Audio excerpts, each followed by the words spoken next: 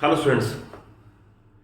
I hope कि circle के chapters की वीडियोस आप कॉन्स्टेंटली वॉच कर रहे होंगे और आपको क्वेश्चन थॉरली समझ आ रहे होंगे। अगर नहीं वॉच की तो एक बार जो प्रीवियस वीडियोस हैं, जो थ्योरम्स कवर्ड हैं और फर्स्ट वीडियोस में इंट्रोडक्शन में सारी टर्म्स सर्कल्स में जो यूज होती हैं वो कवर्ड है, एक बार उनको जरूर वॉच कर लें सो दैट सर्कल का चैप्टर आपको इजी इंटरेस्टिंग लगे और आपको सारे क्वेश्चन करने में आसानी हो। तो इस वीडियो में एनसीईआरटी 10.4 का लास्ट क्वेश्चन कवर करवा देता हूं। मैंने पहले ही मार्क कर दिया, one of the most important questions. इसमें आपको एक मैं ट्राइंगल्स की, इक्विलर ट्राइंगल की प्रॉपर्टी यूज करूंगा। अगर आप एनसीईआरटी भी देखोगे तो आपको लास्ट में दे रखा है कि you can use the property of equilateral triangle. Otherwise उससे पहले सरकम सेंटर, सरकम सर्कल, ये दो टर्म नाइन्थ के स्टूडेंट को जरूर आनी चाहिए। वैसे ही पता होनी चाहिए what is circum centre, what is circum circle, और उसके बाद इक्विलर ट्राइंगल में इसकी क्या प्रॉपर्टी है फिर वो मैं बता देता हूं। देखिए, किसी भी ट्राइंगल के लिए आप एक सर्कल ड्रॉ कर सकते हो जो तीनों वर्टिस को टच करके जाए, तीनों वर्टिसेस को छू के जाए। तो ऐसे सर्कल को बोलते हैं सरकम सर्कल। यानी if a circle passes through three vertices of the triangle it is called circumcircle. तो अगर सरकम सर्कल है तो कोई ना कोई इसका सेंटर भी होगा, तो दैट इज कॉल्ड सरकम सेंटर, और कोई ना कोई इसकी रेडियस भी होगी, दैट इज कॉल्ड सरकम रेडियस। तो ये तीन टर्म यूज हो गई। बट ऐसा जरूरी नहीं है कि हर बार सरकम सेंटर ट्राइंगल के अंदर ही लाई करे। It is very interesting to note, जैसे मीडियन का सेंट्रॉइड है, सेंट्रॉइड ट्राइंगल के अंदर ही लाई करेगा, बाहर लाई नहीं कर सकता। बट इसकी अगर बात करते हैं, जरूरी नहीं कि सरकम सेंटर अंदर लाई करे। आपको एग्जांपल देकर समझा दूं पहले, क्योंकि देखो जब तक मैथमेटिक्स को एक बड़े ब्रॉड कॉन्सेप्ट में नहीं समझोगे, क्वेश्चन को रट के तो गुजारा नहीं हो सकता। नाइन्थ एंड ऑनवर्ड आप इस समझ लो, आप उस क्लास में हो जब आपकी नींव डाली जा रही है। नींव मजबूत होगी तो महल अच्छा बड़ा खड़ा होगा। तो इसलिए हर टर्म्स का मीनिंग बिल्कुल थॉरली क्लियर होना चाहिए। मैं आपको ये कह रहा हूं कि circumcentre can lie outside the triangle also. जैसे सपोज आपने ये ट्राइंगल बनाई और आपने एक इसका सर्कल ड्रॉ कर दिया, तो ये कोई सी ट्राइंगल है, तो इसका सरकम सेंटर ऑब्वियस है, इसका सेंटर यहीं पड़ा होगा कहीं पे। क्लियर? और सपोज अगर मैं कोई ऐसी ट्राइंगल बना दूं, लेटर से मैं ऐसी ट्राइंगल बना दूं, और अब अगर एक मैं सर्कल ड्रॉ करूं जो इन तीनों को टच करके जाए, तो ये जरूरी नहीं है होता सेंटर यहां पड़ा हो। देखो ट्राइंगल एबीसी इधर है, सरकम सेंटर बाहर है, इसमें ट्राइंगल एबीसी है, सरकम सेंटर अंदर है। करेक्ट? तो ऑब्वियस है इक्विलेटरल की अगर मैं बात करूंगा तो इक्विलेटरल में ये फिगर तो नहीं आएगी, सरकम सेंटर अंदर लाई करेगा। तो सरकम सेंटर क्या है, सरकम रेडियस क्या है, और सरकम सर्कल क्या है, मैंने आपको तीनों टर्म क्लियर कर दी। अब प्रॉपर्टी ये कि सरकम सेंटर और इक्विलेटरल ट्राइंगल में अगर आप एक एल्टीट्यूड ड्रॉ करो तो एल्टीट्यूड के ऊपर ही सरकम सेंटर लाई करेगा। एल्टीट्यूड के ऊपर सरकम सेंटर लाई करेगा और वो एल्टीट्यूड को 2:1 में डिवाइड भी करेगा। तो ये प्रॉपर्टी मैं भी जब क्वेश्चन करूंगा तो उसमें पूरी प्रॉपर्टी लिख दूंगा मैं। तो यहां तक तो मैंने आपको सिर्फ बताया सरकम सेंटर, सरकम रेडियस क्या है। अब क्वेश्चन है, 3 स्टूडेंट्स, उनके नाम दे रखे हैं, Ankur, Syed, David, are sitting on the boundary of a circle at equal distances. तो आपको फिगर ये बनानी है, सर्कल और 3 students, Ankur, Syed, David, at equal distances. तो फिगर बनाने में ये भी आपको ज्वाइन करना पड़ेगा और आपको रीजन भी लिखना पड़ेगा। इसमें आपको ये भी दे रखा है कि इसमें ये मान लो सरकम सेंटर है, तो दे रखा है रेडियस 20 मीटर है, यानी ओ ए इज इक्वल 20 मीटर गिवन है। और क्वेश्चन है ए एस कितनी डिस्टेंस होगी, या एस डी कितनी डिस्टेंस होगी, या ए डी कितनी डिस्टेंस होगी। आप क्वेश्चन को ध्यान से पढ़ लेना एनसीईआरटी में, जस्ट टू सेव टाइम मैंने क्वेश्चन लिखा नहीं है। तो इसका कंप्लीट सॉल्यूशन क्या मैं वो बता दूं आपको। तो पहले तो आपको सिर्फ ये दे रखा है कि they are sitting at equal distances on the boundary of the circle. तो हमें ट्रायंगल इक्विलेटर नहीं दे रखी, इसका जस्टिफिकेशन देना पड़ेगा। तो सॉल्यूशन इसका यहां स्टार्ट करेंगे, since they are sitting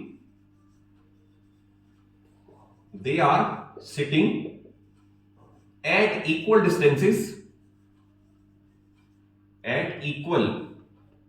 distances on the circle, therefore measure of arc AS is equal to measure of arc SD is equal to measure of arc DA।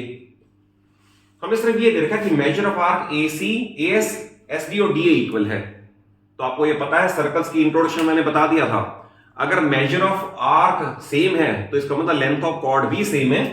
It implies that AS is equal to SD is equal to AD, therefore triangle ASD is equilateral। तो इसमें आप फिर वही बात है कि आप do not take it for granted की इक्विलेटर दे रखी है, आपको लैंग्वेज में तो यही दे रखा है ना कि they are sitting at equal distances on the boundary of the circle. तो आपको ये कॉन्सेप्ट ही पता होना चाहिए कि उनका पहले मेजर ऑफ आर्क सेम है, यानी यहां से यहां तक जितनी डिस्टेंस है उतनी यहां से यहां तक है, उतनी यहां से यहां तक है, इसलिए ट्रायंगल इक्विलेटरल है। ठीक है, अब इसके अंदर अगर सपोज ये AO है तो ये बाकी बचा हुआ लेटर से OB हो गया, तो ये आपको डिस्टेंस पता होनी चाहिए कितनी है। तो ये प्रॉपर्टी लिखी जाएगी, बिकॉज इन इक्विलेटरल ट्रायंगल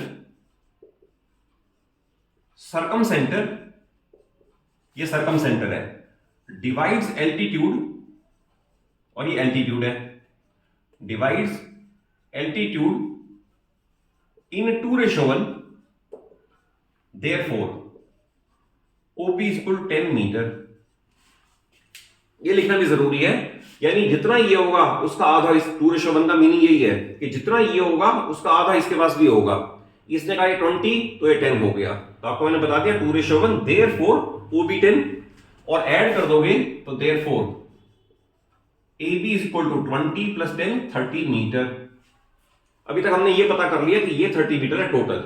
मैंने आपको प्रॉपर्टी यूज करके बता दी, ये सर्कम सर्कल है, ये सर्कम सेंटर है, और ये एल्टीट्यूड को 2:1 में डिवाइड करता है। ये सारा आपको एग्जाम में मेंशन करना पड़ेगा। अब इसके बाद लिखना है let each side of equilateral triangle is A। हमने ये साइड A मान ली, तो ऑब्वियसली ये भी A होगी। अब आप या तो इसे कॉन्ग्रुएंसी करो या प्रॉपर्टी भी लिख सकते हो। फिर लिखना है because in equilateral triangle, property है एल्टीट्यूड बाइसेक्ट्स द बेस, ये भी प्रॉपर्टी है, अदरवाइज आप इसे ज्यादा बढ़ाना हो कॉन्ग्रुएंसी कर लो। बाइसेक्ट्स द बेस, तो यानी ये दोनों आधा आधा बढ़ जाएगा, पूरा तो A था, SB और BB आधा आधा हो जाएगा, therefore SB is equal to A/2, क्योंकि पूरा A है तो आधा इसके पास हो गया। राइट ट्रायंगल है, राइट ट्रायंगल में पाइथा अप्लाई हो सकती है, then we will write by Pythagoras theorem in triangle ASB। ये आपको पता है पाइथागोरस के अंदर hypotenuse square should be equal to sum of base square plus altitude square, that is A square should be equal to A/2 square plus 30 square. देखो मैंने use किया hypotenuse square is equal to base square plus altitude square. इसकी मैं calculation यहां कर दूं तो A square bye 1 minus ये इधर आएगा, तो A square by 4 is equal to ये बनेगा 900। इसका एलसीएम लिया जाएगा, it will be 4 and 4A square minus A square which is equal to 3A square by 4 is equal to 900। अब आप इसे अगर क्रॉस मल्टीप्लाई करोगे, जो यहां डिनोमिनेटर में है वो न्यूमिनेटर में जाएगा, जो यहां न्यूमिनेटर में है वो डिनोमिनेटर में आएगा। तो I can write it as A square is equal to 900 into 4/3, इससे कट कर दो 300, तो I got A square is equal to 1200।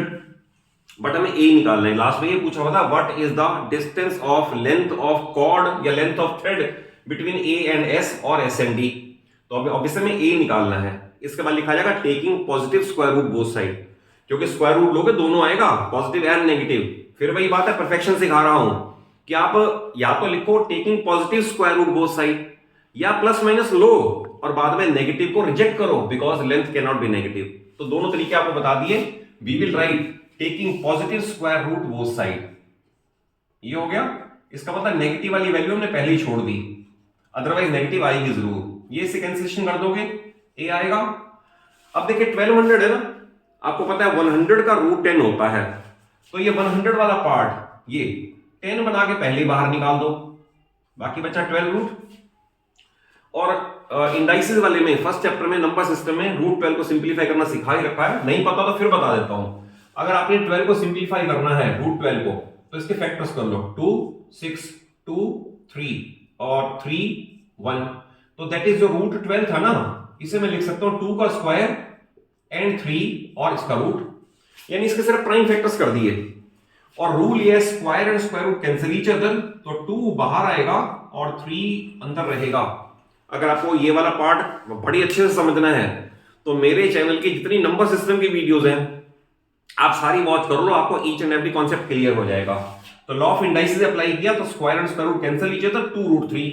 तो नेक्स्ट स्टेप में मैं इसे लिख दूंगा 10 इंटू 2 रूट 3, क्योंकि रूट 12 की सिंप्लीफिकेशन है, और ये मेरे पास आएगा 20 रूट 3 मीटर। और यही आंसर होना चाहिए कि distance between A and S और एस एंड डी और D and A is 20 root 3 मीटर। तो इस क्वेश्चन का बिल्कुल परफेक्ट सॉल्यूशन है, जिसके अंदर आपको अगर ऐसा कर देंगे तो कोई टीचर कहीं पर हाफ भी मार्क्स को कट नहीं कर सकता। तो आई थिंक वीडियो आपको ये कॉन्सेप्ट अच्छी तरह समझ आ गया होगा।